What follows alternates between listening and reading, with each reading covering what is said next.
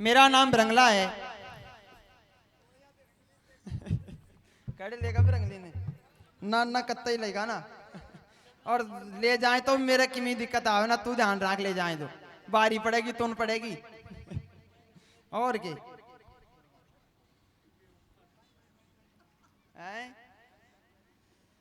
मारी बैर बन जा रही तो थारी भी किम लागे जे। कौन लागे कि मैं भी महाराज ज्यादा थन शर्म आनी चाहिए। इस प्रकार से खड़ा होकर के बार बार हाथ जोड़ करके विनती करता है कि महाराज मेरा नाम रंगला है, मैं नाच गाने का काम किया करता हूं, लड़के लड़कियों को शिक्षा दिया करता हूं। राजा बड़ा प्रसन्न हो जाता है, मेरा नाम रंगला है, मैं आपके दरबार में रहकर के मेरा समय बिताना चाहता हूं। ये विद्या का समय है।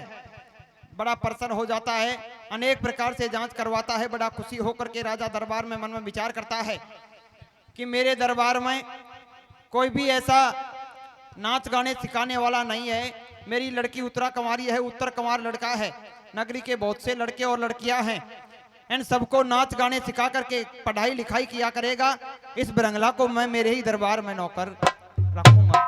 बड़ा प्रसन्न हो जाता है, चटशाला की चाबी दे देता है कि आज से आप इस चटशाला में रहिए और यहाँ रह करके आप भी खुशी से टाइम बिताइए। बरंगला नौकरी के लग जाता है। नकुल और सहदेव रह जाते हैं। पहले नकुल आता है, फिर सहदेव आता है। एक कहता है राजा मैं घोड़ों की देखभाल करता हूँ बहुत अच्छी तरीके से, घोड़े के बारे में समझता हूँ, मैं वैद हूँ, अनेक प्रकार की बात बताता है, मैं हर नस्ल को जाना करता हूँ, मुझे आप नौकर रखिए। एक घोड़ों की देखभाल में लग जाता है। एक कहता है मैं गायों के बारे में अच्छी तरीके से जानता हूँ, एक गायों की देखभाल में लग जाता है। पांचों पांडव नौकरी पा जाते हैं, पंचाली नौकरी पा लेती है।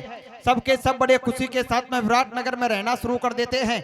ना तो कोई पांचों पांडवों को पहचानता है और ना कोई पंचाली को पहचानता है। सुख शांति से अपना दिन तोड़ रहे थे, रहते रहते विराटनगर में।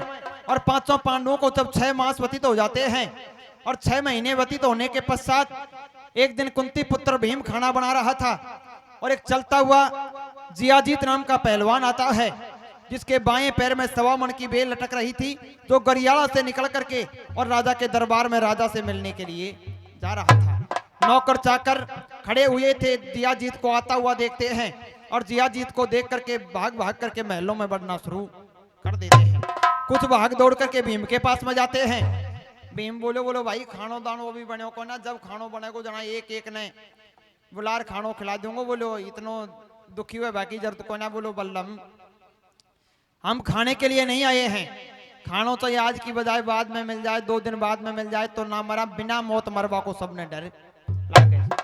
बात क्या है, ये देखो राजा का पाला हुआ जीमूत पहलवान आया है। ये जियाजीत के बाएं पैर में 1.25 मन की बेल लटक रही है।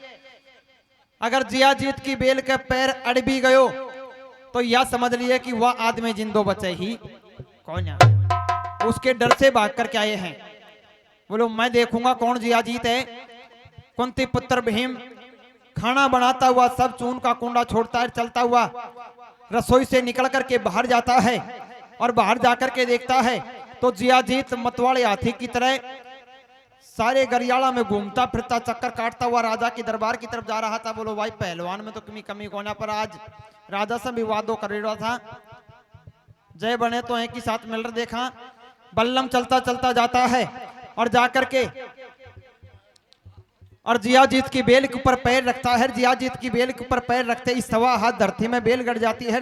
जियाजीत तिवाड़ा खा करके पड़ जाता है और तब पीछा मुड़ करके उठ करके देखता है और एक बल्लम को देख करके और एक क्रोध में भर जाता है। और एक राजा का पाला हुआ पहलवान जियाजीत एक बल्लम से कहता है तो क्या कह रहा था, किस प्रकार से खड़ा होकर के बल्लम जियाजीत की बात को सुन रहा था।